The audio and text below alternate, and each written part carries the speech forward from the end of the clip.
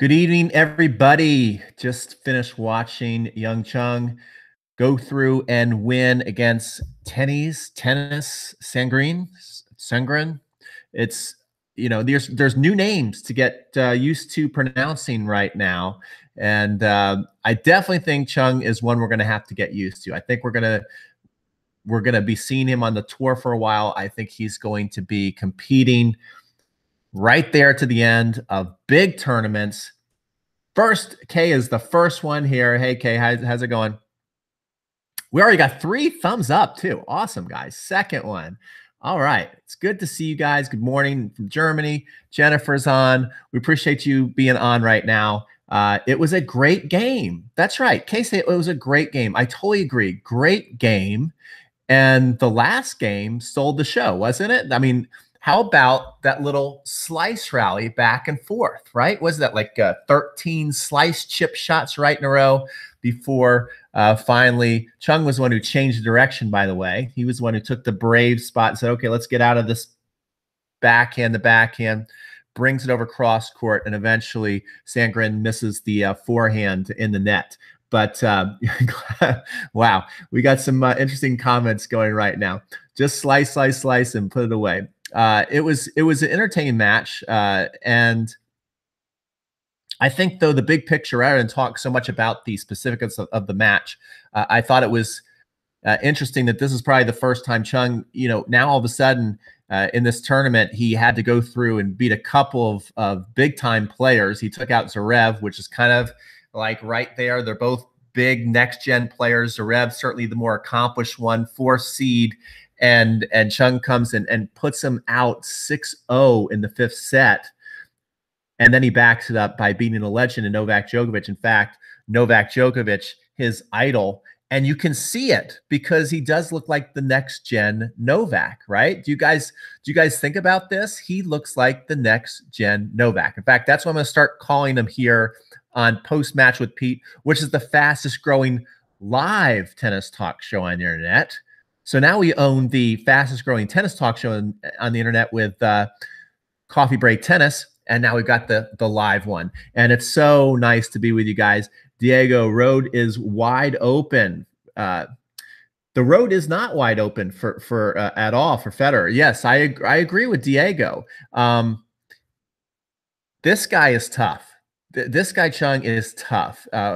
First of all, Berdych is no pushover, right? We're going to get into the Berdych match in a little bit, Berdych Federer, and talk about that before we go. And we certainly want to get to that. But this Chung, first of all, what do you guys think of this guy's future? I think, like Sangren, to be honest, he played great. He's got a lot of game. I don't necessarily know if we're going to start seeing him week after week, and we're going to start like going, oh, yeah, remember that was the tournament, the Australian Open, where he broke out, and he's just like a consistent performer. I am not feeling that. Not to say that he's not going to be a good player on tour, and get better, and we'll see him more. But this guy, for sure, this was a breakout party tonight, right? This tournament's been a breakout party, and tonight it shows that he is solid, right? Because now it's one thing to go through and have a couple upsets, but then to go on the court when you are the favorite and then take care of business in 3 sets, I thought was a pretty good statement from him. And you see, he got a little bit nervous, but overall, I just think he's well-rounded everywhere. He looks like he is getting comfortable on the big stage. He doesn't really seem to have a weakness. His movement is great. He does awesome with the mid-court balls. He's not afraid to come to the net and put the ball away. Let me know where I'm missing it, but I don't see much of a weakness. Where is the weakness? But he looks a little heavier and will potentially cause him injuries. Well, maybe if he gets injured, there's a weakness. But as far as on the court, I don't know where the weakness is.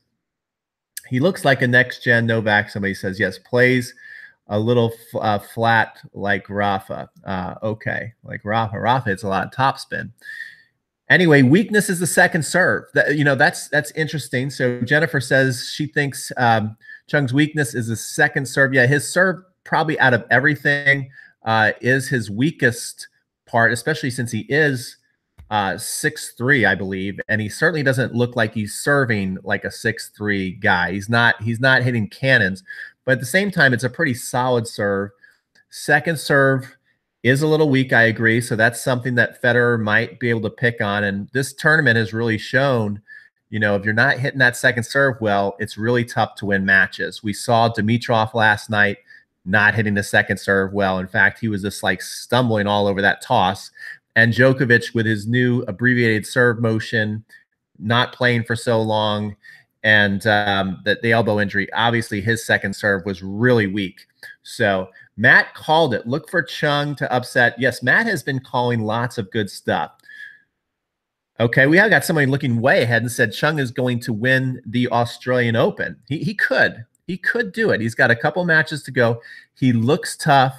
So we're predicting Chung to upset Fed. Someone said, who thinks that Chung is going to upset Federer if they face him? Who thinks that he can pull off and beat Fed? Fed will eat him. Somebody said Fed will eat him.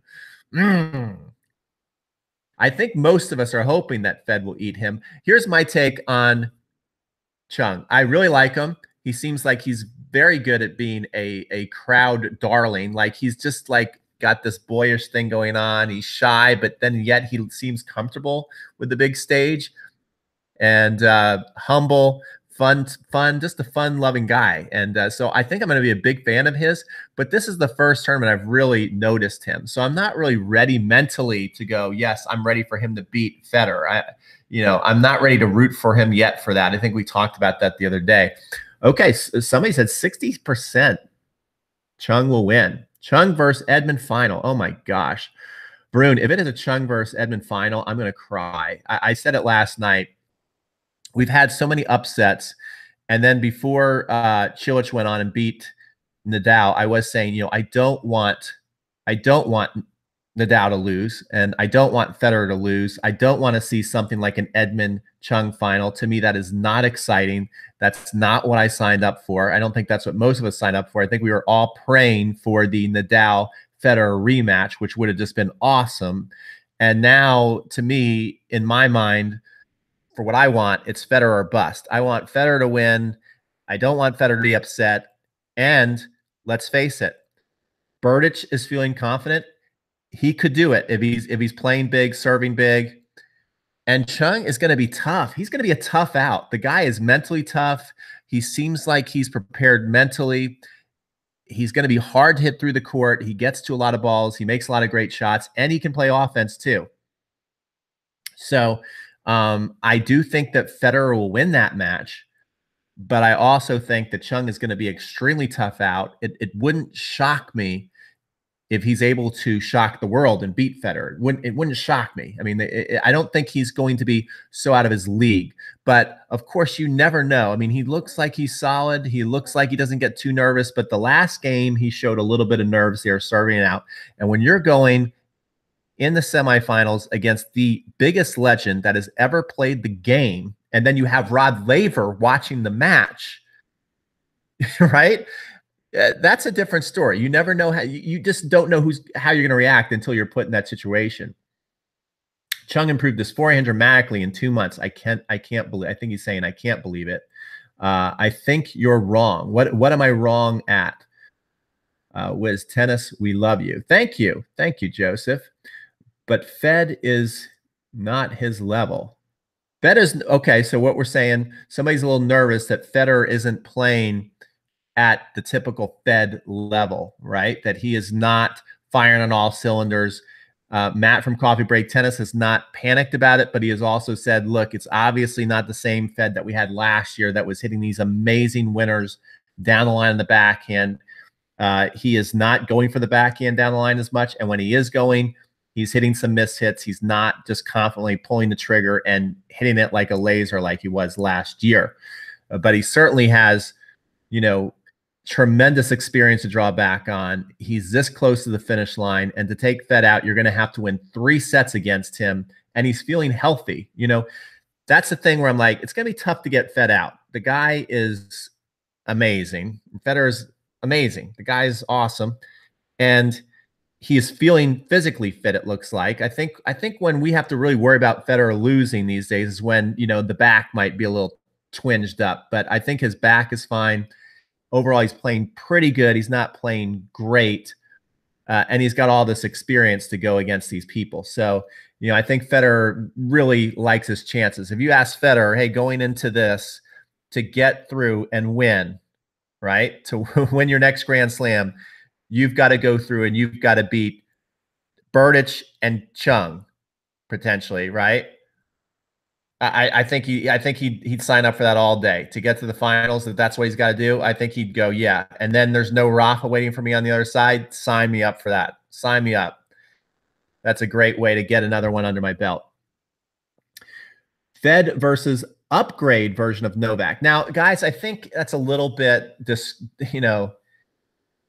a little bit of a discredit to Novak. Novak has won 12 majors. You quickly forget how great Novak was. He's not the same guy because he is older, and let's face it, that elbow just will not leave him alone. But you can go back, watch some highlights in Novak.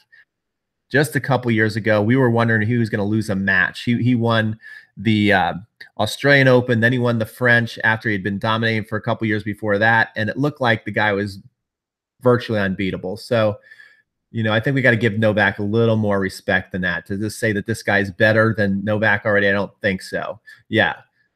Jennifer says Knowles 2015 is legendary, and I don't think we should disrespect what he accomplished. Not to say that this Chung should not deserve a lot of respect, and he is an amazing player.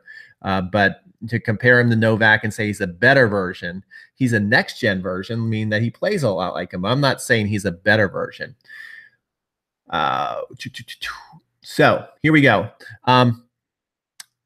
So we're going to put the Chung Federer on the back burner now because it hasn't happened. Federer's got to go through Berdych. Federer has beaten Berdych the last 8 times out. So that's a great sign if you're a Fed fan, which I am, and I'm sure a lot of people watching this tonight are. But Berdych is playing with confidence that I haven't seen him play with in years. He's playing very well. He's hitting the ball solid, and we have 2 players left in the draw. Chung can't take the racket out of your hands. He can beat you, and he can be very frustrating to hit through and can frustrate you the way Novak plays. But we have Berdych and Cilic. There are 2 players that can take the racket out of anybody's hands, and they have both been able to do that in their career against Federer. So if Federer, that's tough to go through 2 players who have such firepower, and you just got to hope that they're a little bit off on their first serve and that Federer gets lots of looks on the second serve, because as Matt from Coffee Break Tennis pointed out, even though they're playing awesome, they are not playing so great on their second serve. And I think if I am quoting my buddy correctly, Berdych, as dominant as he's been, as well as he's been playing, has lost his serve 2 times each match that he's played. So every match he's played, he's been broken at least twice. And that is a good sign for Federer, because Federer is going to put a lot more pressure on him than anybody he's played. And so we just got to hope that Federer is getting lots of second serve looks from Berdych, and that he is converting on the break points, that we're not going to see another 3 out of 10 performance for break points that we saw the night before. He's got to have, I think, a higher conversion rate. If he's converting break points 40, 50%, I think he's going to be fine and go on and win. All right, so let's see. To add to the point of yours, best for same power as Cilic, Berdych. So, all right. So tonight, let's put some real predictions in. How many sets is tonight's match going to go? How many sets is tonight's match going to go? And who is going to win? Who's going to win tonight's match? How many sets is it going to go? And then we'll go through and all the way to the final. So let's see some answers here. While you guys are putting your answers in, I also want to tell you that Matt and I are working on something pretty exciting. So we're going Federer, 4 sets, 4 sets. Easy falls for clickbait. Easily falls for clickbait says 3 sets. That's a good handle. I like that one. 4 to 5 sets, Fed in 4 sets. 4 sets for Berdych. So we have our first Berdych prediction. Varun predicts Berdych. He'll drop the second set, 3-4 sets, 6-0, 6-0, 6-0. Fed, that's a nice one, Raul. I don't know about that one. Samuel says Fed in 4. So most of you are predicting Fed in 4. I think that's a pretty solid prediction. We got a FedEx who obviously is a Fed fan, but predicting a Berdych win in 4 sets. Interesting. Okay.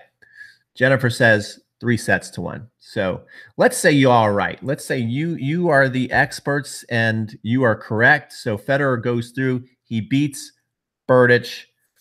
He plays Chung. How many sets is that going to go? How many sets is that going to go when he goes on and plays Chung? Is that a straight sets because Federer's going to find his form and just, show the Michael Jordan magic that he has? Or is Chung going to be there, biggest stage, biggest match of his life, and is he going to be able to keep his nerves in check and really push Federer? So let's see. Chung in 4. Chung 4 sets. That's 2 in a row. 3-0 Chung. Well, you didn't really pick. I guess you're picking Fed. 3-4 sets Chung. People are picking Chung. There's barely anybody picking Federer. Unbelievable. Fed pips Chung in 3. Okay, there's a Fed pick. Chung will have stage fright. It could happen.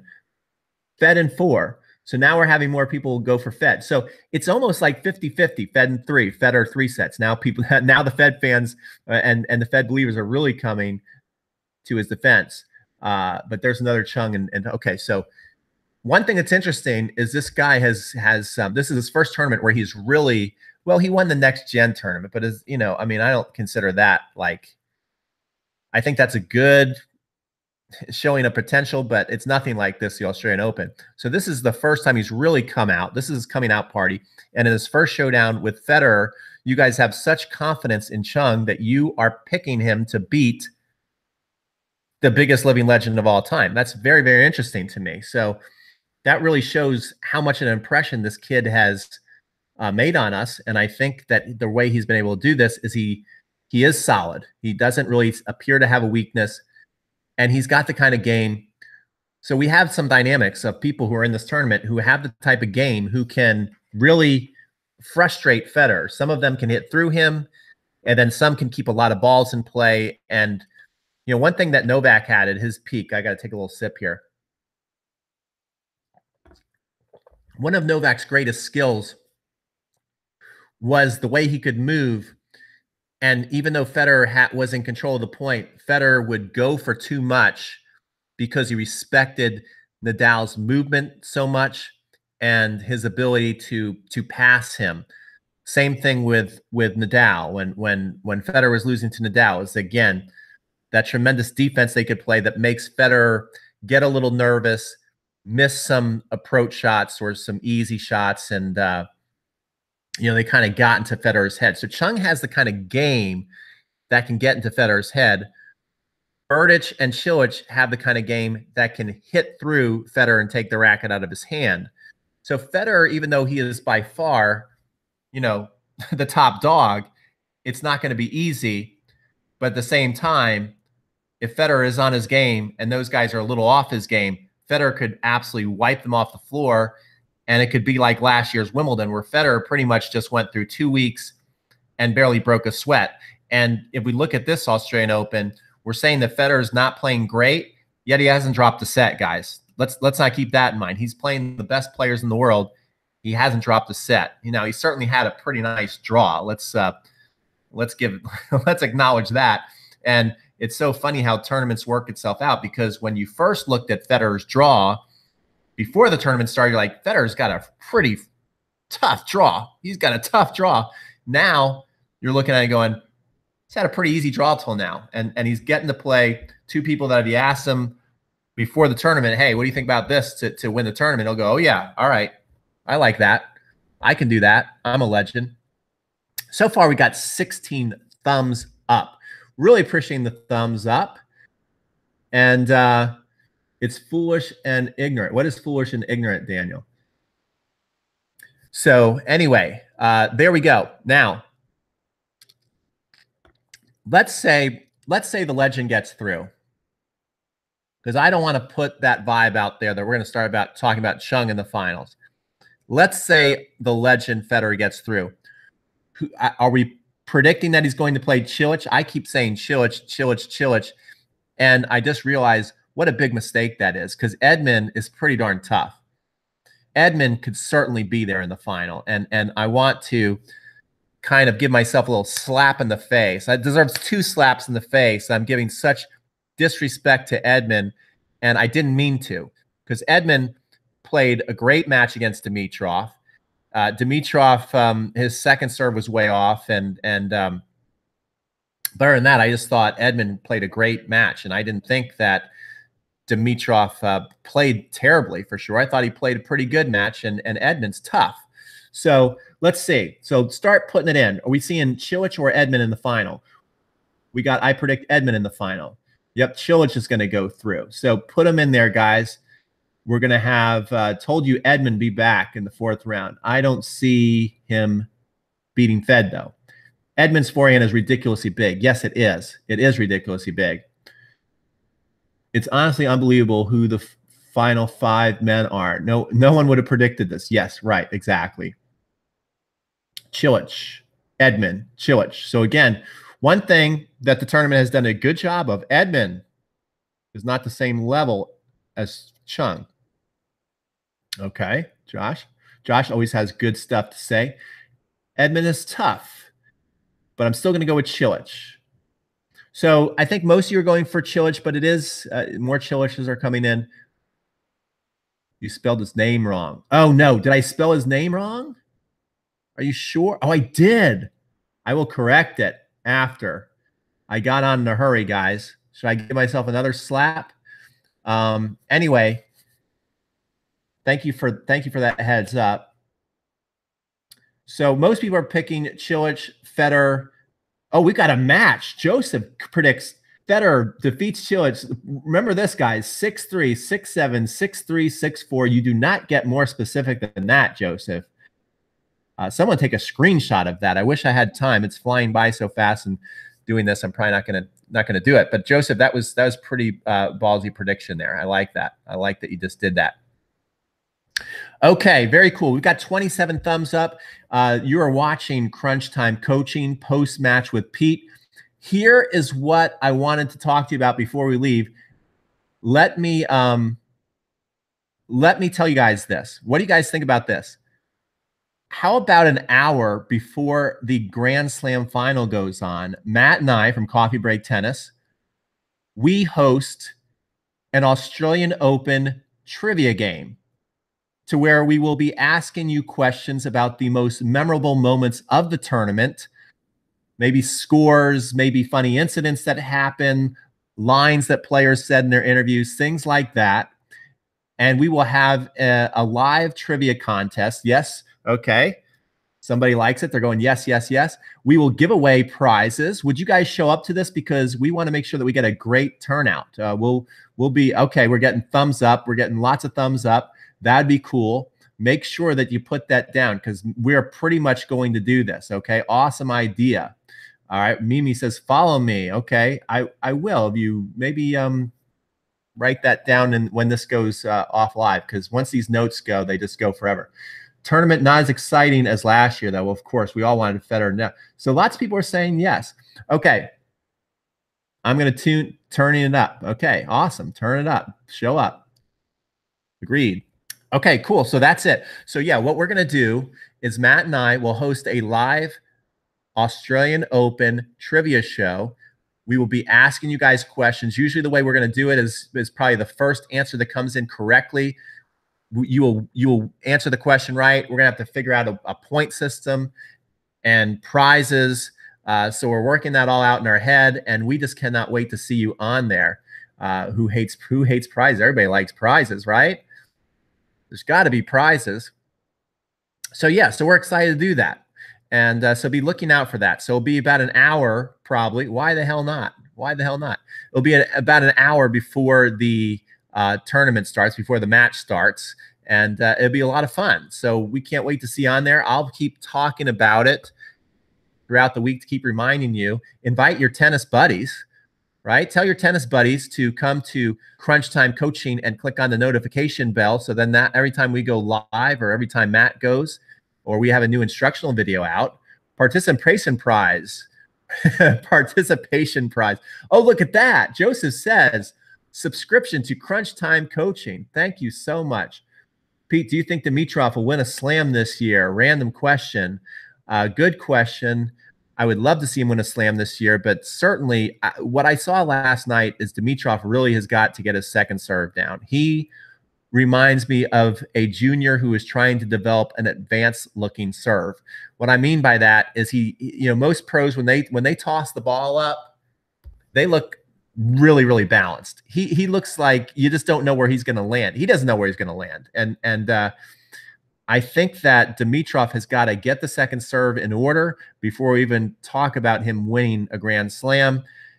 And I really thought last year it took him all year to recover after he lost to Nadal, and he kind of did. I think what Dimitrov has going against him is he had another solid Australian Open performance. I know he didn't win it, but he played well. He won several rounds, and he won the year-end championship. So that's really good. But now you go through this clay court season. After you go through the hard court season, then you're going, the next major is clay, and it's a long season. And I don't see Dimitrov doing well on the clay. I think he could take a lot of lumps, a lot of losses, hurt his confidence. And then you only really get a week of practice at Wimbledon. So it kind of can be tough for Dimitrov to recover and be in top form and be considered a favorite, where he got to kind of build his momentum coming into the Australian Open, where more people were like, oh yeah, Dimitrov played well at the Aussie last year. Remember that? He won the year-end championship. He gets the offseason to train, get used to the elements. So he had plenty of time to come in and put a good performance up. But I don't know if Dimitrov's going to win. Long story, long answer for a short. I don't think so. Chung is the real next thing. I'm not gonna deny that. Kyrgios is on the way up this year. If not slam this year, maybe next. I would love to see Kyrgios win a Grand Slam. I would just love that. I think it would be such a great story. A guy who has battled his own mind, has been his own worst enemy, to be able to pull everything together and put the most of his talent out there when out of everybody, he's probably doesn't believe he can do it more than anybody out there. If he can prove himself wrong and win a major, I'm all for that. If Fed was playing at the same levels last year, he'd win fairly comfortable in a few rounds. Well, that's true. Why are Fed matches so late at the night? Well, Fed matches are late at night because Federer likes to go and play at night on a very comfortable court rather than putting himself out there in the blistering heat. That's why Federer is always on late at night. Federer will have this. Yeah, Federer right now, you can pencil in Federer as the clear favor for Wimbledon. So more viewers. Thank you. Rafa, Roland Garros. So look at this. We're just like going through the whole year. Rafa will win Roland Garros. Fed will win U.S. Open. And Zverev or Federer will win the U.S. Open. There we go. We don't even need to play the rest of the year out, huh, guys? All right, cool. Some rumors that Fed will skip clay. True, I hope not. Actually, I hope so. I think what's the point of Federer going to play the clay court season, other than it's fun to watch him, but puts a lot of miles on the body. He's not really realistic chance to win the French. What if he goes in and plays Rafa at the French and gets absolutely destroyed? That kind of gives the mental edge back to Rafa, and Federer probably does not want to give that up. The mental edge is still in Federer's favor. He's won the last 5 matches. Nadal, unfortunately, goes out with a knee injury. Cilic might have beat him anyway. So confidence a little banged up leaving the Aussie Open. Body a little banged up. Why would Fed go play the clay and give Rafa the mental advantage back? I don't think he should play the clay. I think he should just rest it out. Get on that grass early like he did last year and kick some booty. That's what I'd like to see Fed do. Plus, it was fun to watch Rafa dominate on clay. I thought that was kind of cool. They both got to kind of share the year together, and maybe they can do it again. Zverev may be just another Dimitrov. I think that's too early to call. And first of all, Dimitrov's doing pretty good right now. But I think that's too early to – Zverev's 20, guys. The guy is 20. I mean, I think he's going to be fine. I think he's going to be fine. How bad is Nadal's injury? I don't think anybody knows yet, but it's a little scary. I want to see Nadal and Federer play as long as they can. I think the game needs them.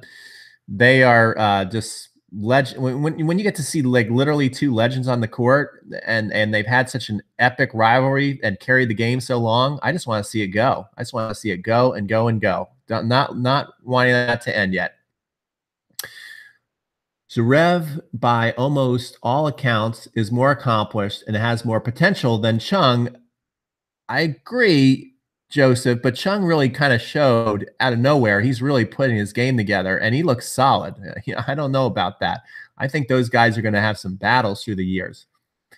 Any prediction for the rest of the Australian Open? Okay, here's my prediction.